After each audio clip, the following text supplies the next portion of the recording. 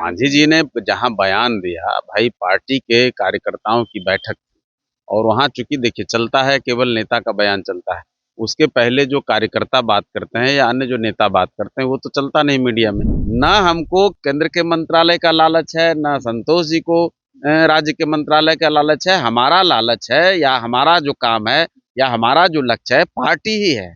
Party जितना आगे बढ़ेगी, पार्टी के कार्यकर्ता आगे बढ़ेंगे। चिराग पासवान जी अपनी 100% स्ट्राइक रेट की बात करते हैं तो नाराजगी नहीं है, अगर इन्होंने तुलना कर दिया तो नाराजगी है।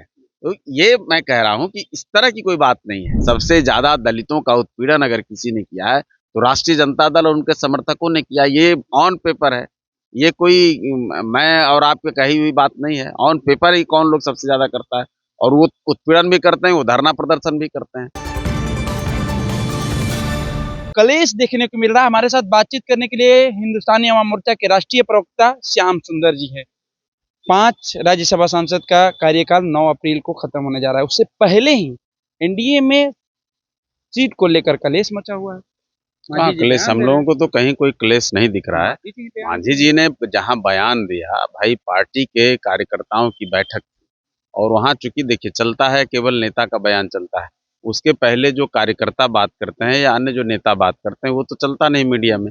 तो उन लोगों ने जब जो डिमांड किया था, जिस तरह की बात वहाँ हो रही थी, उस पर मांझी जी ने बयान दिया कि हाँ हमारे साथ कमिटमेंट था, हमको नहीं मिला है, वो मिलना चाहिए। इसमें कहाँ क्लेश है। वो तो मंत्री पद छोड़ने की बात कर रहे हैं कि नहीं भी छोड़ भी देंगे तो क्या फर्क पड़ता है। आपने उस पूरे लहजे को नहीं ठीक से देखा। वो मुस्कुराकर और हंस कर के भी बात कह रहे थे और वो एक नसीहत टाइप से दे रहे थे, और कार्यकर्ताओं में इस तरह की जो बात थी उसको उस रूप में वो रख रहे थे कि देखिए ये मत समझ, जैसे बहुत सारे लोग आरोप लगाते हैं कि आप मंत्री बन गए, आप मंत्री बन गए, बाकी पार्टी का क्या होगा, बाकी पार्टी के कार्यकर्ताओं का क्या होगा। इस तरह की बातें भी तो होती हैं। तो उसी पर उन्होंने कहा कि हमको कोई लोभ लालच नहीं है, अगर आप कहेंगे तो हम इस्तीफा कर देंगे।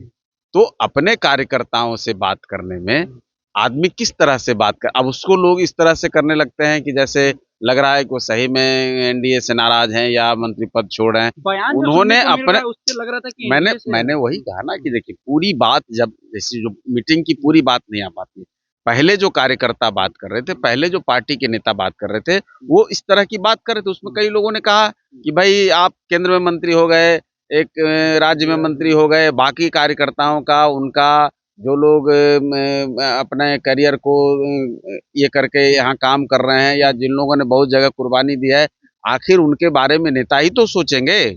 हम तो मोदी जी से बात करने नहीं जाएंगे, हम तो नीतीश जी से बात करने नहीं जाएंगे, हमारी बात तो आप ही करेंगे।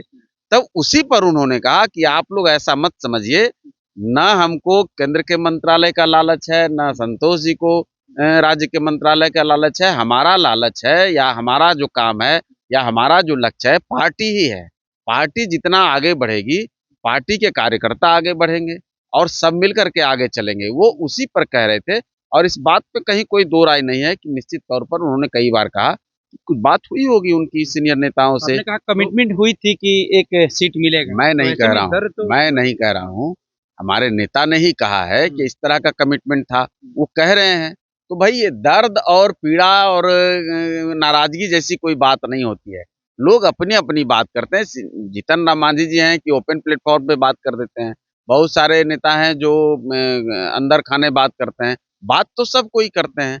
अब मांझी साहब का सब कोई जानता है, ओपन हार्ट आदमी है और वो ओपन तरीके से ही, वो पुराने लोग हैं। वो 50 साल से वो उनका राजनीतिक जीवन है, 85 साल ये सॉरी 80 से ऊपर उनकी उम्र हो चुकी है। तो अब उनके सवालों का जवाब आज के नई पीढ़ियों को समझ में नहीं आते, वो किस तरह से बोल रहे हैं, कैसी क्या बात है।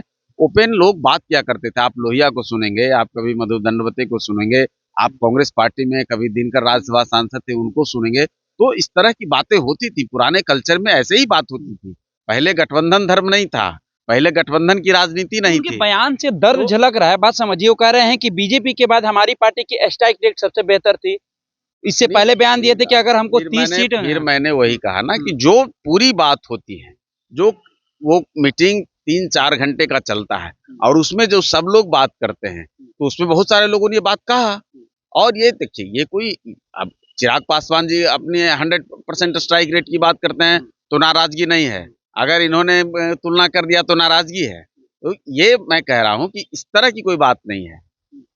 एनडीए में पद को लेकर के, किसी सीट को लेकर के कहीं आप सब लोगों ने चला, सब लोग भाई नेता हैं हमारे, वो नसीहत दे रहे थे, वो काम करने के तरीके बता रहे थे, इसमें कहाँ कोई दिक्कत है। आप तो मांग करेंगे फिर जब जब वही बोल रहे हैं, वही बोल चुके हैं, तो कोई प्रवक्ता उसको नकारेगा? अपने नेता की बात को कोई प्रवक्ता नकार देगा? लेकिन वो जहां पर वो बात होनी है, प्रवक्ता के मांग करने से अगर हो जाए तो हम लोग बोलेंगे, लेकिन उसका उचित प्लेटफॉर्म जहाँ है उस पर हमारे नेता भी बात करेंगे, और जब ऐसा लगेगा, उनका निर्देश होगा, उनका आदेश होगा, तो प्रवक्ता तो होते ही हैं, हम लोग तो उनकी ही बात करने के लिए है ना, हम लोग तो पार्टी की अपनी बात करने के लिए तो है नहीं। तो इसमें कहीं कोई नहीं, दो राय नहीं है। मांझी साहब हम सबों के नेता हैं और इस पार्टी के संरक्षक हैं, इस पार्टी के फाउंडर हैं, तो वो जो कहेंगे वही होगा ना, प्रवक्ता उनसे इतर थोड़े हैं। आपके कुटुंबा के विधायक नहीं, कुटुंबा के जो विधायक है ललन राम जी, वो कह रहे हैं कि हमारे विधानसभा में, थाना अध्यक्ष को साफ इंडिकेट कर दिया, हमारे विधानसभा में एसटी एक जो केस है वो नहीं चलेगा। फिर मैं वही कह रहा हूँ, वो 49 सेकंड का वीडियो वायरल है। अब ऐसा तो है नहीं कि ललन राम जी ने 49 सेकंड का भाषण दिया होगा। तो पूरे वीडियो के कंटेंट को जब आप सुनेंगे, ललन राम जी ने जो कहा, ऐसी बातें मायावती जी ने भी कभी कही थी। भाई समाज को एकजुट होकर के, एकजुटता के साथ रहना चाहिए, छोटी छोटी बातों पर एक दूसरे के खिलाफ केस मुकदमाबाजी ये सब से परहेज करना चाहिए। और बाकी उन्होंने एक शब्द और जोड़ा, एक वाक्य उनका लास्ट में है कि और अगर कहीं कुछ होता है तो विधायक है ना, विधायक आखिर किस लिए चुने जाते हैं, सांसद किस लिए चुने जाते हैं? सामाजिक संदर्भ में समाज को एक जगह जुड़ करके रहना है। एक गांव में 2 टोले होते हैं, 3 टोले होते हैं, 4 टोले होते हैं, 4 जातियां रहती हैं, 10 जातियां रहती हैं। तो घिराव कर रहा है ना, नहीं, विपक्ष को भाई, विपक्ष का तो काम क्या है, विपक्ष क्या घेराव कर रहा है? सबसे ज्यादा अगर उत्पीड़न कोई करता है, सबसे ज्यादा दलितों का उत्पीड़न अगर किसी ने किया है तो राष्ट्रीय जनता दल और उनके समर्थकों ने किया। ये ऑन पेपर है, ये कोई मैं और आपके कही हुई बात नहीं है। ऑन पेपर ही कौन लोग सबसे ज्यादा करता है, और वो उत्पीड़न भी करते हैं, वो धरना प्रदर्शन भी करते हैं। तो उस तरह की राजनीति विधायक जी ने उस संदर्भ में नहीं कहा। विधायक जी ने कहा है कि सोच समझकर और आपस में मिलजुल करके रहिए, कहीं कोई मामला होता है छोटा मोटा तो उसको तुरंत एक्शन में या केस मुकदमे में नहीं जाना चाहिए। वो उस रूप, इसका मतलब ये नहीं हो कि SC/ST धारा खत्म हो जाएगी। SC/ST धारा कोई विधायक खत्म कर देता है क्या? SC/ST धारा बोले हमारे विधानसभा में लागू नहीं होगा, थाना अध्यक्ष ये उन्होंने नहीं कहा। उन्होंने कहा कि सोच समझकर कहीं कुछ लगे तो हमसे बात करिए, हम पहल करेंगे, हम बात करेंगे, कहीं कुछ लगेगा तो एक्शन भी होगा। किसी के कह देने, एक विधायक के, एक सांसद के कह देने से कोई एक मिनिस्टर की भी ताकत है क्या कि जब तक संविधान में जो चीज है तो मौखिक रूप से अगर उस चीज को मुख्यमंत्री भी कह दें, प्रधानमंत्री भी कह दें, तो होना है क्या? वो जो कानून है वो सबके लिए एक समान है और कानून अपने हिसाब से काम करता है। लेकिन हाँ, जो आज का नेतृत्व, जो विधायक हैं, सांसद हैं, मुखिया हैं, पहले के जमाने में होता था, आज वो चीजें कम गई। अब तो लोग ऐसे सांसद हो रहे हैं, ऐसे विधायक हो रहे हैं, ऐसे राजनेता हो रहे हैं, ऐसे पार्टी चलाने वाले, जाति पंथ के नाम पर जो पार्टी चला रहे वही लोग हंगामा कर रहे हैं। वो लोग तो चाहते हैं समाज में विघटन कराना, समाज में द्वेष फैलाना, समाज को तोड़ना। जो कभी M-22 की बात करेंगे, कभी माए बाप की बात करें, कभी कुछ बात में, दूसरा क्या उसका मकसद यही होता है ना, समाज को तोड़ दो, एक दूसरे से लड़ा दो, तो वो लोग उसकी बात करते हैं।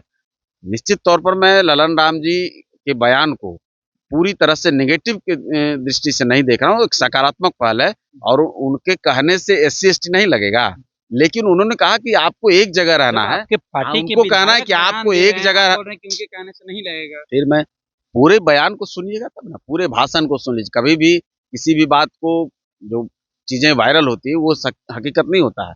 उनके पूरे बयान में ही आपको लास्ट में उनका बयान आपको दिख जाएगा, समझ में आ जाएगा कि बहुत सारी ऐसी घटनाएं होती हैं जहां बेवजह केस कराया जाता है, केस किया जाता है, कोई अपने किसी नेता के इन्फ्लुएंस में किसी को इस्तेमाल भी किया जाता है। तो बहुत सारी चीजें, दोनों तरह की चीजें होती हैं। तो सब कुछ को देखना चाहिए और हमेशा समाज को जोड़ने के लिए जो कुछ बन पड़े वो करना चाहिए। कहीं कहीं ऐसा लगता है कि कोई अगर उसका दुरुपयोग कर रहा है तो वो भी नहीं करना चाहिए। और अगर कहीं में किसी का उत्पीड़न हो रहा है तो निश्चित तौर पर उस धारा का उपयोग होगा और उसको उस हिसाब से कार्रवाई होगी। सही जगह बिल्कुल उपयोग किया जाएगा। बिल्कुल। तो अभी आप सुन रहे थे हिंदुस्तानी अवाम मोर्चा के राष्ट्रीय प्रवक्ता श्याम सुंदर जी, जीतन राम मांझी के जो बयान है। देखिए, 5 जो राज्यसभा सांसद है बिहार के, उनका कार्यकाल 9 अप्रैल 2026 को समाप्त हो रहा है। उससे पहले एनडीए में कलेश देखने को मिल रहा है। कलेश इसलिए हम कह रहे हैं कि जीतन राम मांझी जो केंद्रीय मंत्री है, हिंदुस्तानी अवाम मोर्चा के संस्थापक है, वो भी अपने दल के लिए मांग कर रहे हैं कि हमको भी एक सीट मिलना चाहिए। कमिटमेंट हुआ था लोकसभा चुनाव के समय में, तो हमें क्यों नहीं मिलेगा। इसको लेकर जब राष्ट्रीय प्रवक्ता श्याम सुंदर से मैंने सवाल किया तो उन्होंने बेबाकी के साथ अपनी बातों को रखते हुए क्या कुछ कहते हुए नजर आए थे, मैंने आपको सुनवाने का काम किया। फिलहाल इस खबर में हम इतना ही छोड़ जाते हैं। दीजिए हमें इजाजत। धन्यवाद।